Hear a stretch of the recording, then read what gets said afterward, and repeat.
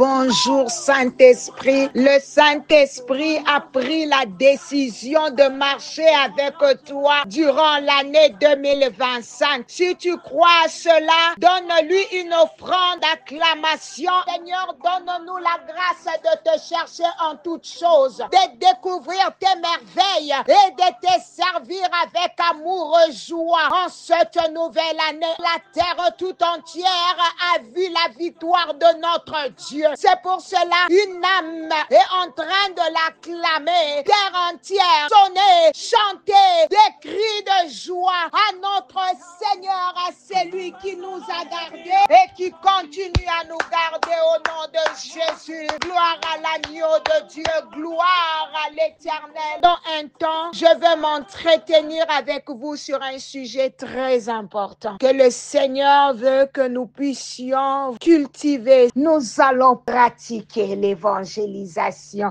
Alléluia, que le nom du Seigneur soit loué. Je veux commencer par définir, faire comprendre à quelqu'un, évangéliser c'est quoi? Évangéliser, mon bien-aimé, signifie annoncer ou proclamer un message spécifique. Selon la Bible, évangéliser c'est annoncer la bonne nouvelle. C'est quoi cette bonne nouvelle? La bonne nouvelle, c'est présenter Jésus-Christ, le Fils de Dieu. Lui qui s'était fait chair, lui qui s'était fait esclave, lui qui s'était fait péché, afin que toi et moi, nous puissions être sauvés. Je suis venu dire à quelqu'un ce matin, le Seigneur veut encore réveiller quelque chose qui était mort en toi. Toi qui avais fermé ta bouche, toi qui ne parlais plus de Jésus. Je suis venu te dire qu'en cette année 2025, le Seigneur veut que tu te concentres à gagner les âmes.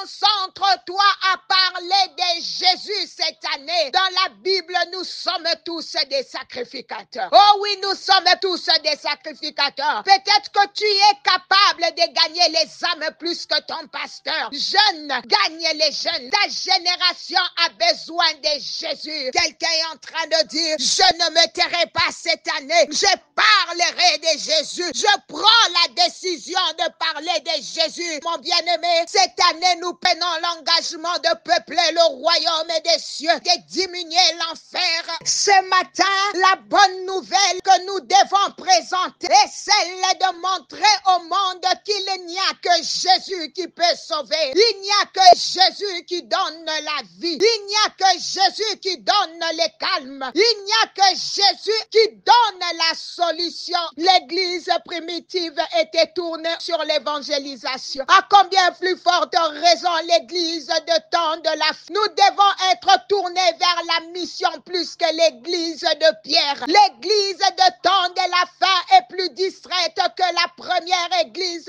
alors que la première église était loin de l'enlèvement. Je vois quelqu'un dire dans son cœur, je ne me tairai pas. Je ne veux pas croiser mes bras cette année. Bien-aimé, au fur et à mesure nous allons avancer, tu vas comprendre l'importance de l'évangélisation et à quoi réellement le Seigneur t'appelle à faire. Un évangéliste peut jouer plusieurs rôles dans la vie d'un homme, mais le rôle principal, c'est d'apporter Jésus-Christ comme la solution, comme la clé. C'est ça le but de l'évangélisation. Nous devons faire connaître Jésus à toutes les extrémités de la terre, partout dans le monde. Les extrémités de la terre, c'est n'importe quel pays, mon bien-aimé. Nous devrons communiquer Jésus, parler de Jésus. Marc 13, verset 10, la Bible dit, mais il faut que d'abord, premièrement, la bonne nouvelle soit prêchée à toutes les nations. Bien-aimé, ce verset nous rappelle l'importance cruciale de l'évangélisation dans notre mission en tant que croyants. Je suis venu dire à quelqu'un ce matin,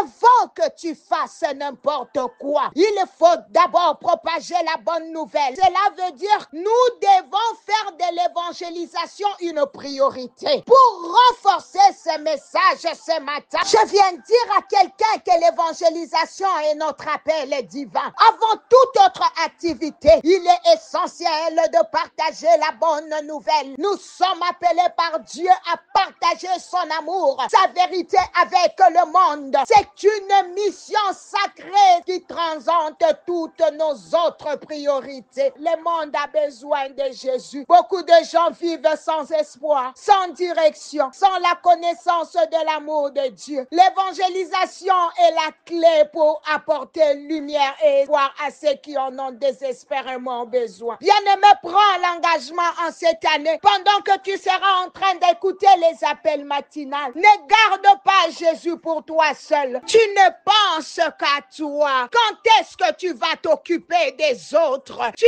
t'es trop occupé de toi. Je suis venu dire à quelqu'un, être chrétien, c'est prendre soin des autres. Seigneur, merci. Pendant que tu prends soin des autres, Dieu prendra soin de toi. Dieu ne prend pas soin de nous parce que nous ne prenons pas soin des autres. Cette nouvelle année, dans cette année de gloire, commence à être un homme qui va impacter les vies des gens. Tu ne manqueras de rien. Le Seigneur prendra soin de toi en retour. Bien-aimés, nous manquons parce que nous ne nous occupons des personnes. Mais ce matin, je vois quelqu'un dire, maman, je prends l'engagement de partager Jésus. Quand tu prends ce que Dieu t'a donné, tu mets à la disposition du monde. Le monde te cherchera et le monde te bénira. Vous pensez que Dieu ne bénit qu'en priant? Archi faux. La bénédiction est une récompense et nous parlerons de ça dans les jours à venir. La récompense, où est ton travail ce matin? En cette année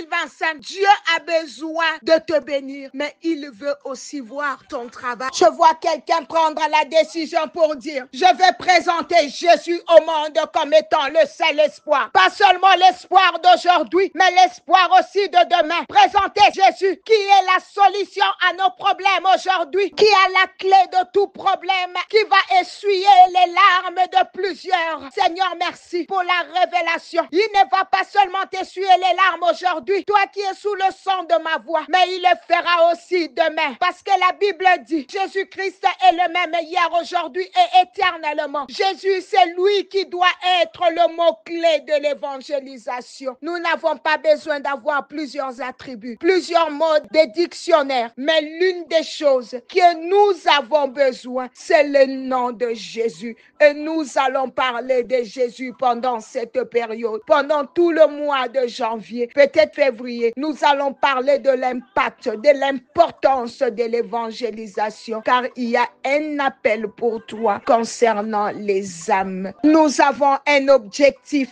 ultime de voir des vies transformées par la puissance de l'évangile. Bien-aimé, chaque âme compte et chaque moment est une opportunité de faire une différence éternelle. Mon bien-aimé, l'urgence est présente, le temps est court et les opportunités ne durent pas toujours. Il est urgent de saisir chaque occasion pour évangéliser et répandre la parole de Dieu. Le temps est là. Notre saison de gloire nous appelle à impacter les vies, à amener les âmes vers le Seigneur. Souvenons-nous que chaque moment que nous consacrons à l'évangélisation est une sémence plantée pour le royaume de Dieu. Alors faisons-en notre priorité et observons les merveilleux fruits que Dieu produira à travers nous. Quelqu'un dit, je me lève, je prends l'engagement d'impacter les vies des gens. In Jesus' mighty name. Que le Seigneur te bénisse. Toi qui vas mettre toutes ces exhortations en pratique, laisse-moi te dire que Dieu se souviendra de toi en cette saison de gloire. Que mon Dieu bénisse ta journée, que mon Dieu bénisse la fin de cette semaine, que mon Dieu bénisse ce mois de janvier. C'était bien l'humble servant de l'Éternel, Maman Nathalie Lukula. Que le Seigneur se souvienne de vous. Bye bye.